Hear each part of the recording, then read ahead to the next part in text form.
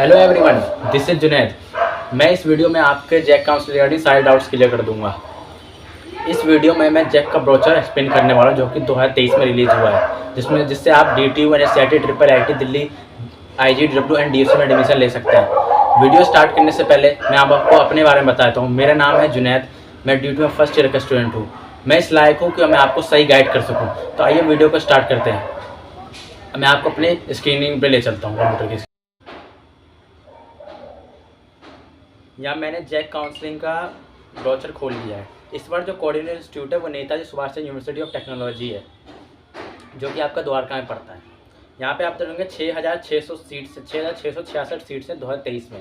Last year यही 6,552 seat थी। तो इस साल 164 सीट की इंक्रीजमेंट हुई है। तो मोस्ट चांसेस है आपके एडमिशन होने के। तो इस मौके को छोड़े ना, अपना रजिस्ट्रेशन जरूर करें जी। हाँ, आपकी ऑनलाइन रजिस्ट्रेशन की जो डेट है चॉइस फिलिंग की, वो 25 मई से शाम 6 बजे से स्टार्ट हो चुकी है, जिसकी लास्ट डेट 25 जून 2023 है। रात 12 बजे से आपको कंप्लीट कर लेना है रजिस्ट्रेशन प्रोसेस। हाँ, जो ये डेट रखी है 25 मई से लेकर 25 दिन, ये राउंड 1 की काउंसलिंग की डेट है। अगर आपने अपनी रजिस्ट्रेशन राउंड 1 में नहीं करी तो आपको राउंड 3 में फिर मौका मिलेगा अपना रजिस्ट्रेशन कंप्लीट करने का। तो आपसे रिक्वेस्ट है, प्लीज़ अपना रजिस्ट्रेशन कंप्लीट कर लेना राउंड 1 या राउंड 3 में। यहाँ पे एक इम्पॉर्टेंट बात और लिखी है कि स्पोर्ट राउंड से पहले आपको रजिस्ट्रेशन करने का मौका नहीं मिलेगा। तो जिसको भी जैक की काउंसलिंग में पार्टिसिपेट करना है वो या तो राउंड 1 में अपना रजिस्ट्रेशन कंप्लीट कर लें या राउंड 3 के अंदर कंप्लीट कर लें। स्पोर्ट राउंड से पहले आपको मौका नहीं मिलेगा रजिस्ट्रेशन करने का। ये बात इंपॉर्टेंट थी, मैंने बताई आपको। काउंसलिंग की जो फीस है आपको 1500 रुपये देने हैं ऑनलाइन रजिस्ट्रेशन के बाद। फिर यहाँ पे कोर्सेज दे रखे हैं कि बीटेक 4 ईयर्स का है, NSUT में DTU में 4 ईयर्स का है, या आप पढ़ लेना यहाँ से, ठीक है।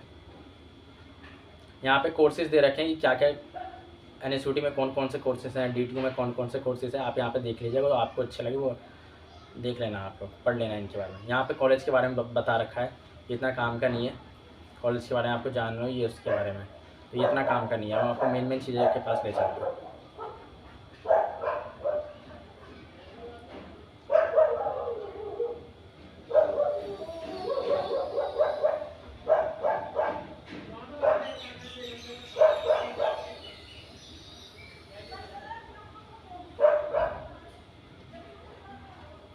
यहाँ पे एलिजिबिलिटी कंडीशन की बात कर लेते हैं। तो आपने JEE मेंस दिया होना चाहिए और क्लास 10 प्लस 12 की होनी चाहिए। JEE मेंस में आपकी CR रैंक काउंट होती है, नॉट अ कैटेगरी रैंक। तो याद रखिएगा, जो NSUT या DTU जो भी मतलब जैक काउंसलिंग की जो कट ऑफ रिलीज होंगी वो CR रैंक के हिसाब से रिलीज होती है, कैटेगरी रैंक के हिसाब से नहीं होती।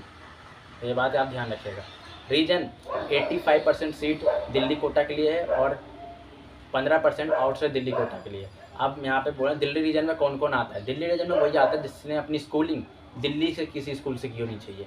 दिल्ली NCT से, NCR से नहीं। NCR में से हरियाणा, नोएडा, UP से नहीं, दिल्ली NCT से की होनी चाहिए। आउटसाइड दिल्ली के मतलब दिल्ली से बाहर वाले, तो वो दिल्ली NCT में कौन आते हैं, जिसने अपनी स्कूलिंग दिल्ली से की होनी चाहिए, तो वो दिल्ली NCT के अंदर आ जाते हैं। तो यहाँ पे बस बताया था कि 85% सीट दिल्ली रीजन के लिए, 15% सीट आउटसाइड दिल्ली के लिए। हाँ, मुझे पता है बहुत नाइंसाफ़ी हुई है। क्वालिफाइंग एग्जाम हुई है कि आपने 10+2 की होनी चाहिए। JEE मेंस का पेपर दिया होना चाहिए 2023 में। मान लेते हैं आपने बोर्ड एग्ज़ाम दिया 2023 में, तो मान लेते हैं आपका कंपार्टमेंट आ जाता है, तो आप एलिजिबल नहीं हैं जैक काउंसलिंग में पार्टिसिपेट करने के लिए। यहाँ पे एक हाईलाइट पॉइंट मैंने आपको बताया, criteria of minimum marks of qualifying exam. तो बीटेक आपको करनी है DTU, NSUT, IGDW and DSU से। तो आपके 12th में 60% मार्क्स होने चाहिए और सभी सब्जेक्ट में आप पास होने चाहिए। अब ट्रिपल IIT दिल्ली के लिए यही मार्क्स आपके 70% हो जाते हैं। आपको 70% पास हो 70% मार्क्स होने चाहिए आपके क्लास 12th में, और आप सभी सब्जेक्ट में पास होने चाहिए।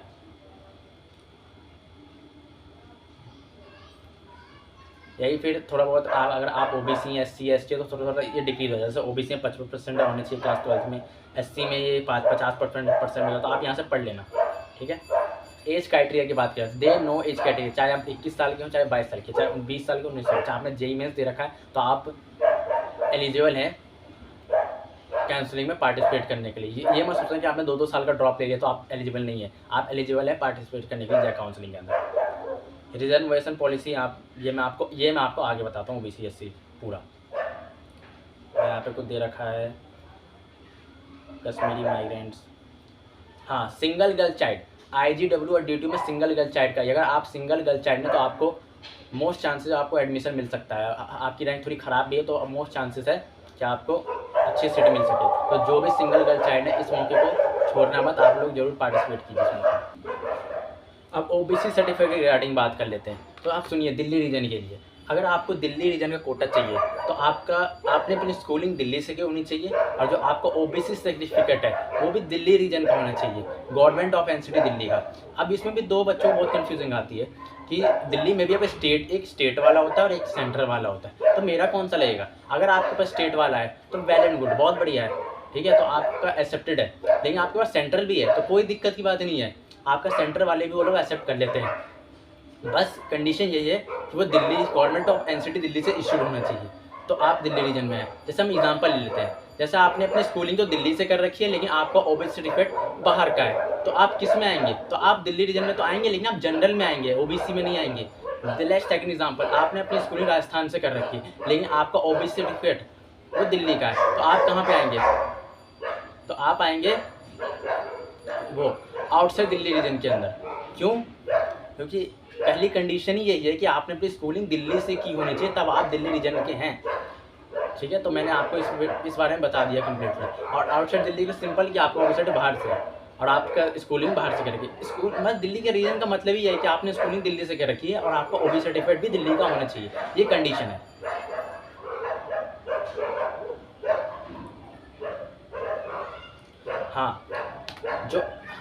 जो आपका OBC सर्टिफिकेट है वो 31 मार्च 2023 के बाद रिलीज होना चाहिए। NCL certificate, non creamy layer certificate 31 मार्च 2023 के बाद रिलीज होना चाहिए। अगर उससे पहले तो आपको एक NCL सर्टिफिकेट बनवा के देना पड़ेगा अपने मजिस्ट्रेट से साइन करा के, तो तब देना पड़ेगा। लेकिन आपके पास अगर 31 मार्च 2023 के बाद का है तो कोई दिक्कत की बात नहीं है, आपको अपना OBC सर्टिफिकेट लाना है और फिजिकल रिपोर्टिंग के बाद सबमिट करना है, आपको कोई भी प्रॉब्लम नहीं होगी।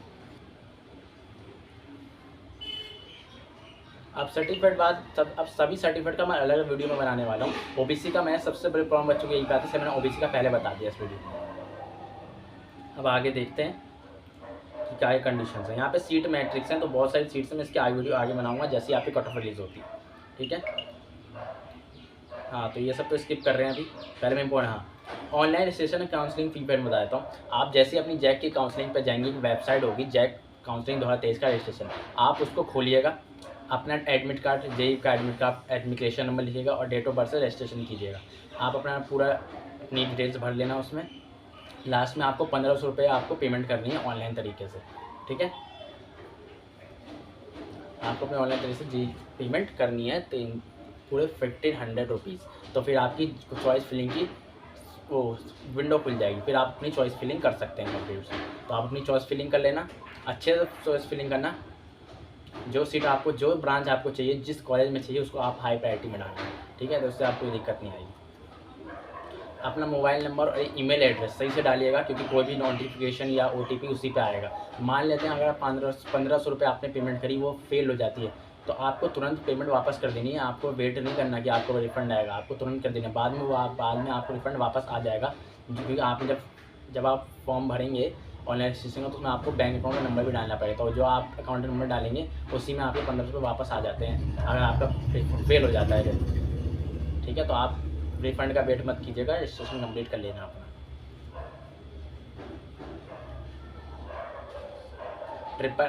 ट्रिपल ITD में आपके कुछ बोनस पॉइंट्स हैं, आप इस बोनस पॉइंट्स को चेक ब्रोशर से पढ़िएगा, ठीक है।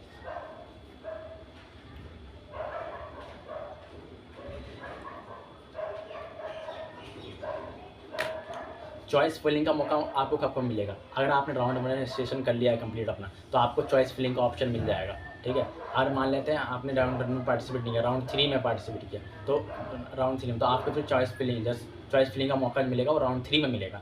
जैसे आपने राउंड 1 में काउंसलिंग का आपने कर लिया प्रोसेस, और आपने अपना चॉइस फिलिंग भी कंप्लीट कर ली, ठीक है। मान लेते हैं आपको अपनी चॉइस फिलिंग को चेंज करना है, तो आप राउंड 2 में चेंज नहीं कर सकते, राउंड 3 में चेंज करना है आपको फिर इसका, ठीक है। मान लेते हैं सीट कट ऑफ निकल गई, आपको आपको एक ब्रांच मिल गई। मान लेते हैं वो आपको जो ब्रांच चाहिए थी जिस कॉलेज, वो आपको मिल गई, तो आपको अपनी जो सीट है उसे फ्रीज कर लेनी है। मतलब इस फ्रीज करने का मतलब ये है कि आपको अपने काउंसलिंग में अब आगे प्रोसीड नहीं करना।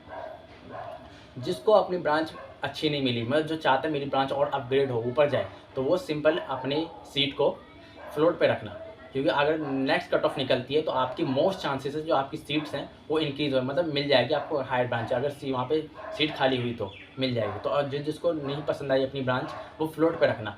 ठीक है, ये इंपॉर्टेंट बात थी। ठीक है, और जिसको पसंद आई वो सिंपल फ्रीज करना, लॉक कर लेना कि लॉक करने का मतलब आप इससे बाद पार्टिसिपेट नहीं करेंगे। ठीक है, तो मैं तो आपसे पहली बात तो यही कहूँगा कि आप राउंड 1 में रजिस्ट्रेशन कंप्लीट कर लेना। भले आपको सीट ना मिले, लेकिन आप प्रायोरिटी के ऊपर रखना जो आपको चाहिए। ठीक है, आप अपनी राउंड 3 में चॉइस फिलिंग को वापस चेंज कर सकते हैं और सीट को फ्लोट पे रखिएगा। आप लोग जिसको पसंद आए वो फ्रिज पे रख सकते हैं, कोई दिक्कत नहीं है, लेकिन मैं अपना आइडिया दूँ तो आप फ्लोट पे रखिएगा। क्या पता आपको और अच्छी ब्रांच मिल सके।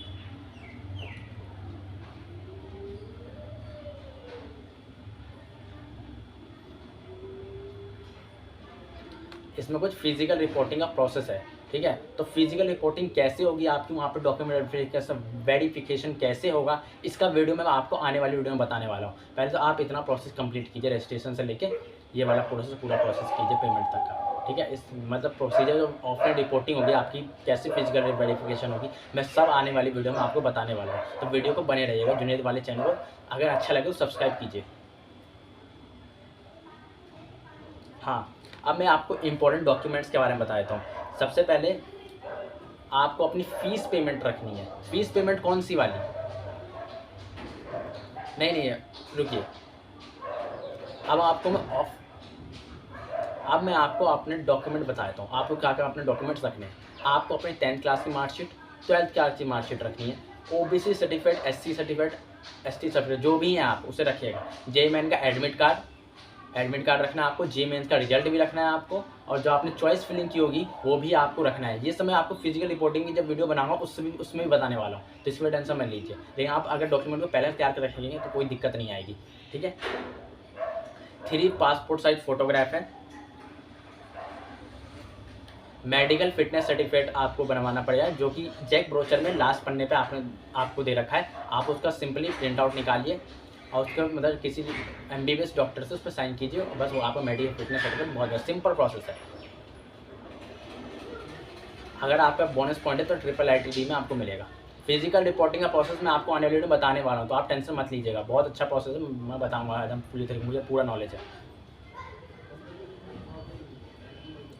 फ्रीजिंग का मैंने आपको बता दिया। हाँ, अब थोड़ा फीस के लिए बात सुन लेते हैं।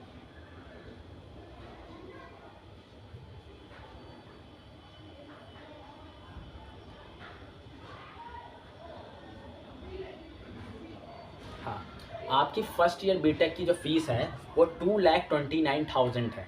ठीक है, और जो DTU की भी है वो 2,29,000 है, और IGW की भी बीटेक की 1,25,000 रुपये हैं, और IIIT दिल्ली की 4,50,000 रुपये हैं 1 साल की। फिर जैसे जैसे बढ़ेंगे आप यहाँ पर पढ़ लेना। ठीक है जी। और यहाँ पे कोई इम्पोर्टेंट बात दे रखी है,